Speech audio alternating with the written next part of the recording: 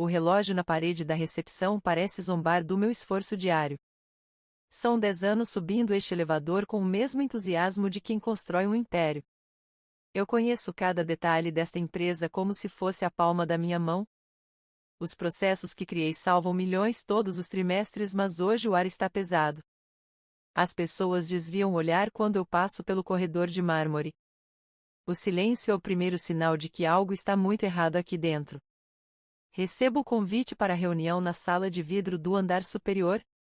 Marco está sentado na cabeceira com uma postura que exala uma falsa superioridade. Ele não me oferece café nem pergunta como foi o meu final de semana. Seus dedos batem nervosamente sobre uma pasta de couro preta que nunca vi. O sol bate na mesa de vidro e reflete no rosto dele de forma agressiva. Eu me sento e mantenho minha coluna ereta como sempre fiz em reuniões. Ele começa a falar sobre reestruturação e novos rumos que a empresa deve tomar. Suas frases são decoradas e vazias como se tivessem sido escritas por uma máquina. Marco evita encontrar meus olhos enquanto menciona que meu ciclo chegou ao fim. O peso de 10 anos de dedicação é reduzido a um papel assinado com pressa. Sinto o frio do ar-condicionado, mas meu sangue ferve em uma revolta contida. Não há espaço para perguntas ou para uma defesa justa de todo meu legado. A humilhação é servida em uma bandeja de indiferença corporativa que dói na alma. Ele me entrega o documento e diz que tem 1 hora para recolher pertences. Meus projetos de longo prazo são mencionados como se fossem apenas tarefas descartáveis agora. Eu observo o movimento lá fora enquanto ele continua seu discurso técnico e sem vida. Cada palavra dele é um prego no caixão da lealdade que eu sempre tive. Eu me levanto sem dizer uma única palavra porque o silêncio é minha arma. Caminho até minha mesa e sinto o peso das caixas de papelão nos braços. Meus colegas fingem estar ocupados com planilhas que eu mesma ensinei a preencher. O café que antes era compartilhado com risadas agora tem um gosto amargo e solitário. Recolho minha foto favorita e a caneta que ganhei no meu primeiro grande contrato. Tudo que construí cabe em 2 cubos de papelão sem nenhuma importância real. O segurança me acompanha até a porta principal como se eu fosse uma intrusa. Estou na calçada sentindo o vento quente da tarde bagunçar meu cabelo e minha dignidade. O crachá que eu ostentava com orgulho agora é apenas um pedaço de plástico inútil. Eu olho para o prédio espelhado e sinto uma mistura de luto e liberdade. Eles acham que estão se livrando de um custo fixo no final do mês. Mal sabem que levaram a inteligência, mas deixaram para trás o caos documental absoluto. Eu entro no meu carro e respiro fundo sentindo o cheiro de uma mudança. Ligo o motor e observo o reflexo do prédio diminuir no meu retrovisor lateral. Não sinto vontade de chorar, mas sinto uma clareza que nunca tive antes. Marco acredita que a empresa é feita de tijolos e logos coloridas na parede. Ele se esqueceu que as engrenagens reais são movidas por quem conhece os segredos. Eu dirijo pelas ruas movimentadas pensando nos arquivos que só eu posso acessar. Existe uma segurança que só o conhecimento técnico proporciona para quem sabe o que faz. Chego em casa e coloco as caixas no chão da sala de estar silenciosa. O sol da tarde entra pela janela e ilumina a poeira que dança no ar. Eu me sento no sofá e sinto o vazio de uma rotina que foi quebrada. O telefone vibra na minha bolsa, mas eu não tenho pressa de atender ninguém. Talvez agora eu possa finalmente descobrir quem é a Alessia sem esse crachá no peito. A liberdade tem um preço alto, mas a submissão custa muito mais para o espírito. Olho para as minhas mãos e percebo que elas estão firmes apesar do choque recente. Eu não sou uma vítima desse sistema, mas sim a arquiteta de tudo aquilo. Marco vai descobrir muito em breve que as chaves do castelo não estão na gaveta dele.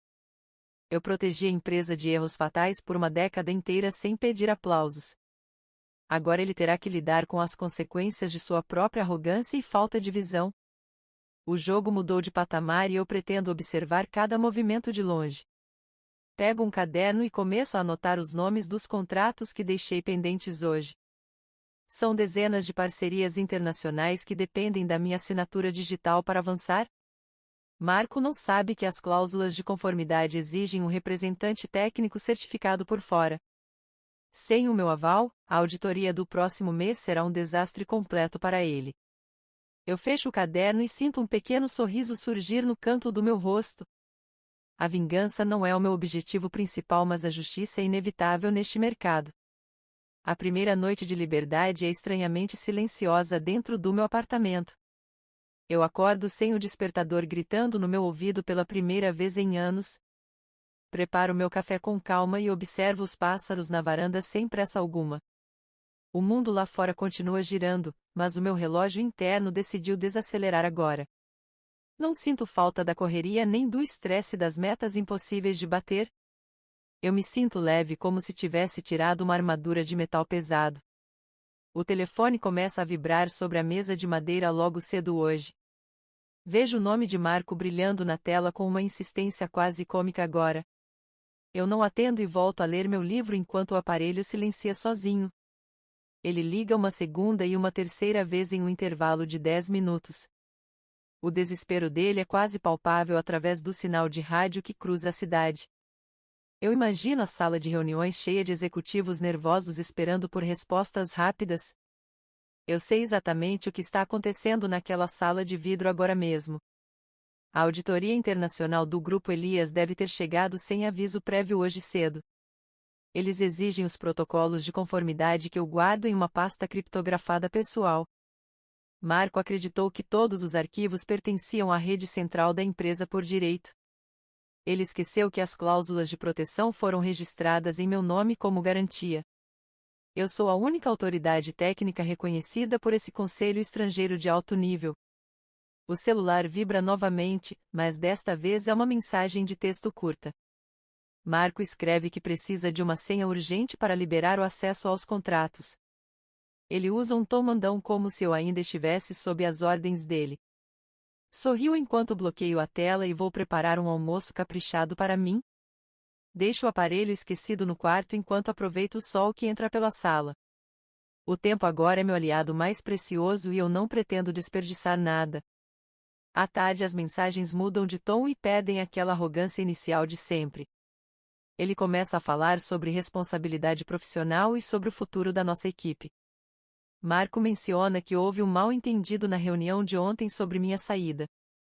Ele sugere que voltemos a conversar sobre uma possível consultoria externa bem remunerada agora. É impressionante como o valor de uma pessoa sobe quando o caos se instala. Eu observo o desespero de um homem que nunca soube o que é liderar. Eu decido responder apenas no final do dia com uma frase curta e direta. Escrevo que estou aproveitando minhas férias por tempo indeterminado e sem acesso aos sistemas. Desligo o aparelho e sinto uma satisfação profunda percorrer cada fibra do meu corpo. Imagino a cara dele ao ler que a solução dos seus problemas está viajando. O prédio espelhado deve estar fervendo com advogados tentando encontrar uma brecha jurídica inexistente. Eu fiz meu trabalho de forma impecável e deixei tudo blindado conforme a lei. A noite cai e eu começo a pesquisar sobre a carreira do grande Elias. Ele é o investidor principal que Marco tanto teme e tenta impressionar sempre. Descubro que Elias valoriza a ética e a inteligência acima de qualquer hierarquia barata. Existem rumores de que ele está insatisfeito com a gestão atual da nossa empresa. Eu vejo uma oportunidade de ouro surgindo entre as sombras desse conflito corporativo todo.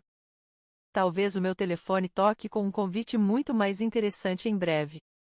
Minha mente trabalha rápido criando cenários e antecipando cada jogada do meu oponente. Marco é um jogador de xadrez que só conhece os movimentos dos peões pequenos. Ele não percebeu que eu sou a rainha que protege o rei de um xeque-mate. Sem a minha presença, o tabuleiro dele está exposto e pronto para cair. Eu me deito e durmo o sono dos justos sem nenhuma preocupação na alma. Amanhã será um dia de colher os frutos desse silêncio estratégico que escolhi. Amanhã o desespero dele vai atingir o ápice e ele virá atrás de mim. Eu conheço o ego de Marco e sei que ele vai tentar me comprar. Ele acredita que o dinheiro apaga a humilhação de ser descartada como um lixo. Mas ele vai aprender que existem coisas que não estão à venda no mercado. A Alessia que ele conheceu morreu naquela sala de vidro fria e sem vida. Uma nova mulher está nascendo e ela não aceita menos do que o topo. O som do meu celular vibrando no balcão da cozinha interrompe meu silêncio matinal. Marco enviou um áudio com a voz visivelmente trêmula e sem a pose habitual. Ele pede um encontro urgente em qualquer lugar que eu escolher ainda hoje cedo. Eu seleciono um café pequeno e discreto no centro histórico da nossa cidade. É um local que exige que ele atravesse todo o trânsito pesado do meio-dia. Envio a localização e não respondo mais nenhuma das suas perguntas insistentes por texto. Chego ao local 10 minutos antes do horário combinado para observar o ambiente. Escolho uma mesa estrategicamente posicionada de frente para a porta de entrada de vidro. Peço um expresso duplo e retiro um caderno de couro da minha bolsa preta. Marco entra no estabelecimento parecendo 10 anos mais velho do que na última segunda. Ele varre o salão com os olhos até encontrar meu rosto sereno no fundo. Ele caminha em minha direção tentando esboçar um sorriso que soa totalmente falso. Ele se senta e coloca sua pasta de luxo sobre a mesa de madeira. Marco não pede nada para beber e começa a falar com uma pressa irritante. Ele diz que os investidores do Grupo Elias estão na sede fazendo perguntas difíceis. Menciona que os contratos originais sumiram do servidor central de arquivos da presidência hoje. Eu tomo um gole do meu café e mantenho o contato visual inabalável. O suor brilha na testa dele enquanto ele tenta justificar o injustificável para mim. Marco abre a pasta e retira um documento de proposta de consultoria emergencial. Ele oferece um valor astronômico para que eu entregue as chaves de acesso agora. Diz que foi um erro administrativo me dispensar daquela forma tão brusca e fria. Eu observo as mãos dele tremendo levemente enquanto ele empurra o papel para mim. O silêncio que eu mantenho parece incomodá-lo mais do que qualquer grito de raiva. Eu fecho meu caderno de couro devagar e encosto as costas na cadeira. Digo que o valor que ele está oferecendo não paga o desrespeito que sofri. Explico que os contratos estão sob minha guarda legal por uma cláusula de segurança. Marco arregala os olhos ao perceber que eu conheço meus direitos jurídicos de sobra. Ele tenta argumentar que a empresa é a dona legítima de todo aquele material. Eu lembro a ele que o investidor Elias exigiu meu nome como fiduciária externa. O pânico cruza o rosto dele quando ele entende a gravidade da situação. Ele começa a apelar para o nosso histórico de trabalho e para a amizade. Marco fala sobre o quanto eu era importante para o crescimento daquela estrutura toda. Eu quase solto uma risada diante de tanta hipocrisia vinda de um superior. Lembro a ele que fui escoltada por seguranças como se fosse uma criminosa perigosa. O tom da conversa muda e ele começa a sugerir que serei processada judicialmente. Eu me levanto calmamente e guardo minhas coisas na bolsa sem pressa alguma. Digo que ele é livre para tentar qualquer medida judicial que julgar necessária hoje. Aviso que a auditoria de Elias não vai esperar o tempo da justiça brasileira. Marco percebe que ameaças não funcionam comigo e volta a um tom suplicante. Ele pergunta o que eu realmente quero para resolver esse impasse de uma vez. Eu respondo que agora o que eu quero é apenas aproveitar minha tarde. Saio do café sentindo o peso do olhar desesperado dele nas minhas costas. Caminho pela calçada sentindo uma satisfação que o dinheiro nunca poderia comprar de volta. O poder agora não está na sala de vidro, mas na palma da minha mão. Eu sei que o telefone dele vai tocar com cobranças ainda mais pesadas. Elias é um homem que não tolera incompetência ou falta de transparência em negócios. Eu estou apenas começando a mostrar ao Marco o tamanho do buraco que ele cavou. A justiça tarda, mas ela chega com uma precisão cirúrgica para quem sabe esperar. Entro no meu carro e vejo pelo retrovisor Marco saindo do café totalmente desolado. Ele liga para alguém e gesticula de forma frenética no meio da calçada movimentada. Eu ligo o rádio e escolho uma música suave para acompanhar meu trajeto de volta. O próximo movimento desse jogo será decisivo e eu já sei exatamente onde pisar. O tabuleiro está montado e eu sou a única que conhece as regras reais. O sol brilha forte e eu sinto que o futuro é brilhante. O entardecer pinta o céu de laranja enquanto eu observo a cidade da minha varanda. O telefone toca com um número desconhecido e um código de área internacional hoje. Atendo com a voz firme e ouço um tom calmo e muito elegante. É Elias, o homem que segura o destino financeiro da empresa em suas mãos. Ele não faz rodeios e diz que sabe exatamente quem eu sou agora. Sua voz transmite o respeito que Marco nunca teve a capacidade de demonstrar. Elias explica que a auditoria revelou falhas graves na gestão do diretório atual da sede. Ele menciona que os contratos que eu protejo são o coração de tudo. O investidor quer saber por que a mente por trás do sucesso foi descartada. Eu conto a verdade sem adornos e sem demonstrar qualquer sinal de ressentimento barato. Relato os fatos sobre a reunião de 7 minutos e a escolta humilhante. Elias ouve em silêncio absoluto, absorvendo cada detalhe da minha narrativa técnica e fria. Ele diz que Marco tentou culpar minha ausência por um suposto erro sistêmico grave. Mas o investidor é perspicaz demais para cair em mentiras de um homem acuado. Elias afirma que o valor de uma empresa reside no capital intelectual das pessoas. Ele me convida para uma reunião privada em seu hotel de luxo amanhã. Aceito o convite sabendo que este é o checkmate que eu planejei em silêncio. Desligo o telefone e sinto um frio na barriga que é puro entusiasmo. Marco continua enviando mensagens em um tom que beira a insanidade absoluta agora. Ele diz que a polícia será acionada se os arquivos não forem devolvidos imediatamente. Eu apenas sorrio diante do desespero de quem não entende nada de contratos fiduciários. O poder dele escorreu pelos dedos como areia fina de uma praia deserta. Ele é um rei sem coroa gritando ordens para um exército que já desertou? O prédio espelhado deve estar mergulhado em um caos de documentos e incertezas. Preparo minha melhor roupa para o encontro com o verdadeiro dono do jogo amanhã. Escolho um conjunto azul marinho que transmite autoridade e uma elegância muito discreta. Reviso todos os documentos que provam minha titularidade legal como guardiã externa da conformidade. Eu não sou apenas uma ex-funcionária buscando uma revanche contra um chefe medíocre. Sou a única pessoa capaz de salvar os investimentos de milhões de Elias agora. A justiça está sendo tecida com fios de competência e muita paciência. A noite passa devagar enquanto eu organizo minha apresentação em um tablet moderno. Eu mostro como a gestão de Marco colocou em risco parcerias de décadas. Cada gráfico que eu construo aponta para a negligência dele em processos fundamentais. Eu sou a solução que Elias precisa para não perder seu vasto patrimônio. O sono chega tranquilo porque eu sei que a verdade está do meu lado. O sol nascerá para iluminar o fim de uma era de arrogância. Acordo cedo e sinto uma energia renovada percorrendo todo o meu corpo hoje. O café da manhã tem um sabor de vitória que eu nunca experimentei antes. Dirijo até o hotel de Elias observando a fachada imponente de vidro e aço. O manobrista abre a porta e eu caminho com passos decididos pelo tapete vermelho. Vejo Marco saindo do elevador com um rosto pálido e olhos muito vermelhos. Ele me vê, mas não tem coragem de dizer uma única palavra. Ele tenta se aproximar, mas o segurança de Elias bloqueia seu caminho com firmeza. Passo por ele como se ele fosse apenas parte da decoração do saguão. Entro no elevador privativo e sinto o coração bater em um ritmo calmo. A porta se abre em uma suíte presidencial com uma vista panorâmica da metrópole. Elias está de pé junto à janela e me recebe com um aperto de mão. O jogo acabou para o Marco e uma nova história começa aqui. Sentamos à mesa redonda e ele me oferece um chá de jasmim importado.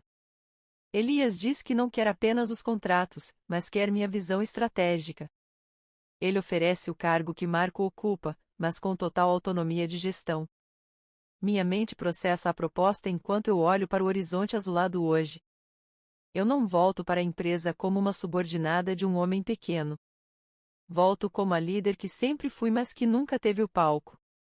O corredor da empresa parece diferente agora que eu caminho com Elias. O silêncio que antes era de medo agora se transforma em puro respeito. Marco está parado na porta da sua antiga sala com as mãos trêmulas.